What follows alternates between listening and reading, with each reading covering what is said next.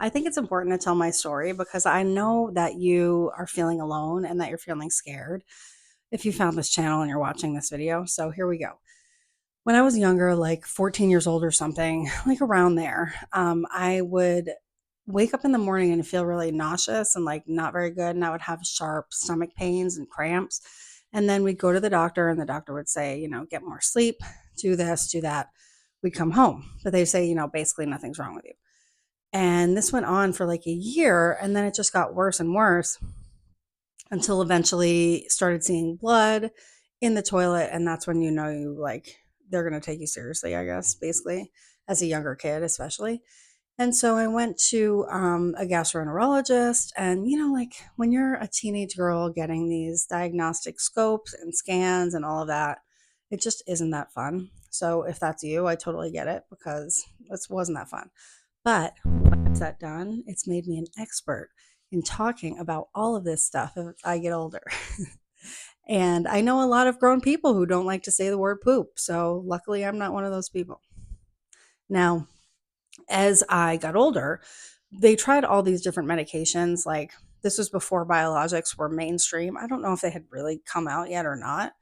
But it was poorly managed Crohn's disease, is what I was diagnosed with. And essentially, be on one medication for a while and it wouldn't really work, or it'd work at first and then it would stop working. And then I go back on steroids, and then, you know what I mean? And it was just a whole. And so I definitely have a lot of pictures of myself with big steroid face and spent much of my high school time like that. So again, if that's you, don't worry, you're not alone. And high school doesn't matter anyway. So around 2008, I thought I was having an appendicitis. Like I thought I had appendicitis. I was in the most pain of my life. I woke up at 5 o'clock in the morning and I like couldn't breathe or move or anything. So went to the emergency room, and I had a blockage of my small intestine where, my Crohn's kind of really is.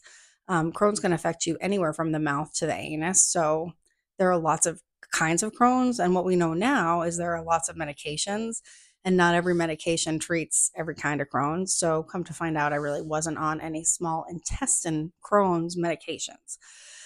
So, I didn't have to have surgery, but they did I did get a better doctor, and they finally put me on Remicade. And I remember like being really scared and being confused and not really knowing what that meant. So I get infusions every 8 weeks for about 2 hours, 2.5 hours. And with biologics, they used to say this, and now insurance companies are changing the narrative, but it's true. So you should know that once you go on one biologic, then that's the one that will work the best. If that one doesn't work, we try another one. And not we, because I'm not a doctor, we, because of me, the patient, or, you know, blah, blah, blah. So if that doesn't work, we try another one. And that one, may work maybe a little less potent or whatever. But generally, once you go off one biologic, it's hard to go back on because your body may develop antibodies to that protein. So insurance companies now are making people go on something called a biosimilar, which is not the same medication.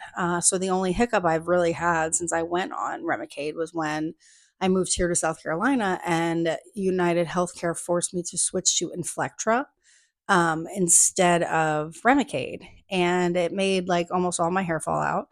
And I got COVID, which I had never gotten, because it just like, I feel like it just messed with me. You know what I mean? So let's see, that was in 2022. So I had to fail Inflectra for 16 weeks in order for insurance to cover Remicade again, or the brand name.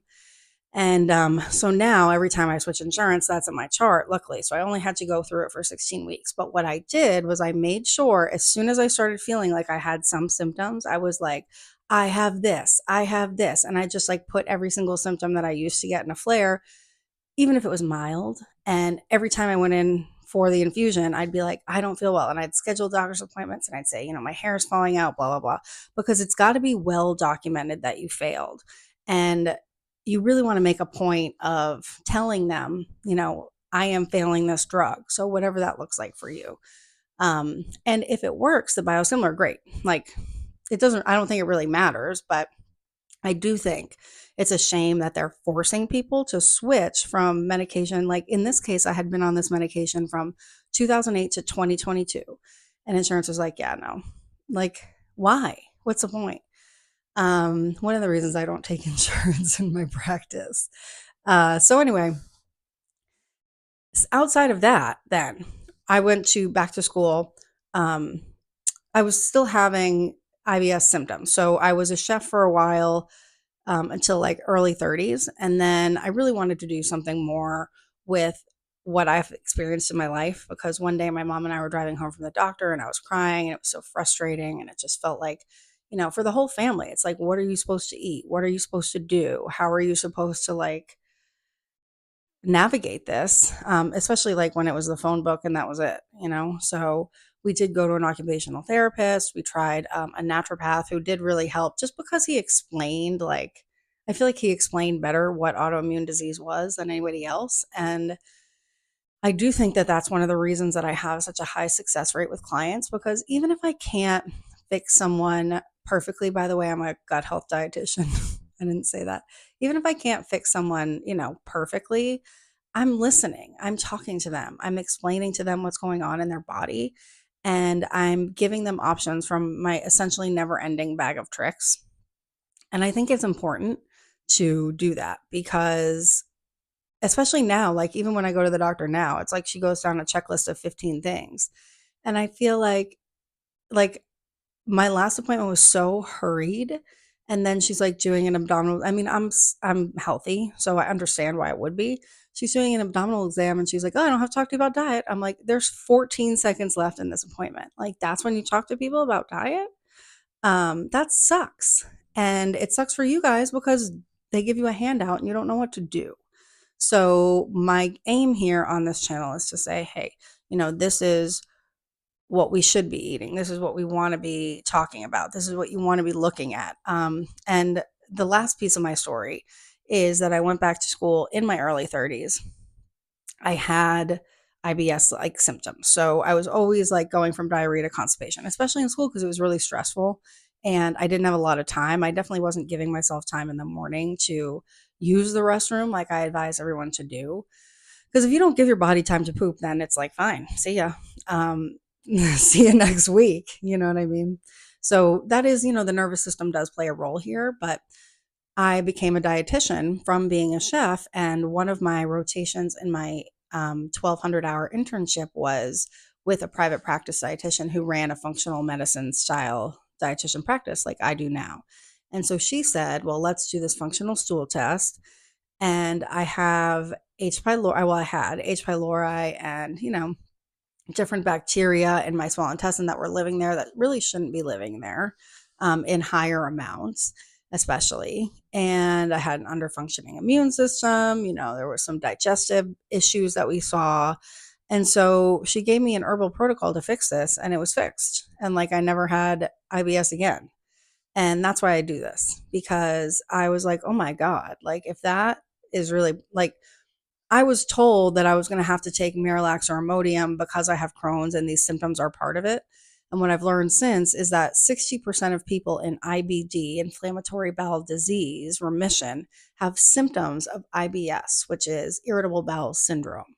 And all IBS is a group of symptoms, how often they affect your quality of life over the course of 3 months. So it's not really like well, here's what's wrong. So a couple things. Number one, if you are having blood in the toilet, if you see something like coffee grounds, if you see like maroon stools, go to the doctor and ask them for a fecal blood test and a fecal calprotectin test and just see, do I have a ton of inflammation in my intestines? Do you guys see blood? Because we want the doctor to be involved in that. Number two, if you continue to go and they say, oh, we don't know what's wrong with you, blah, blah, blah. You can ask for an H. pylori stool test or an H. pylori biopsy during your endoscopy, or you can ask for a SIBO breath test. Now, SIBO breath tests are really only about 90% effective. There's a huge space for user error. And because you have to go on a special diet and they don't always tell you about the diet. And excuse me, they're not always covered by insurance. So just keep that in mind. But IBS is generally caused, those symptoms are generally caused by how food you eat interacts with the bacteria in your gut. Is it fermenting? Is it causing cramping? Is it making carbon dioxide like you shake up a soda bottle and puffing out your stomach? I mean, those are all things that we can do something about. Finally, if you're really looking for someone, to listen to you, or if you just need some support, then here we are at Women's Gut Health YouTube channel. I also have a blog on Medium, and my website's nutritionforpeople.com. So check any of those things out. Normally, also, I'll be doing like one of these talking and then one recipe per week. So all the recipes will be in the link in every caption, and you can click that link and it'll take you to the Google Drive that's updated every week with new recipes. So I hope you have a great day, and I hope you remember that you're really not alone. And just because this sucks doesn't mean that it's the only way that you can live forever. Like there are solutions and there are people out there that can help. And if you don't like your provider, then you're paying them. So find another provider that listens to you. That's my advice to you. So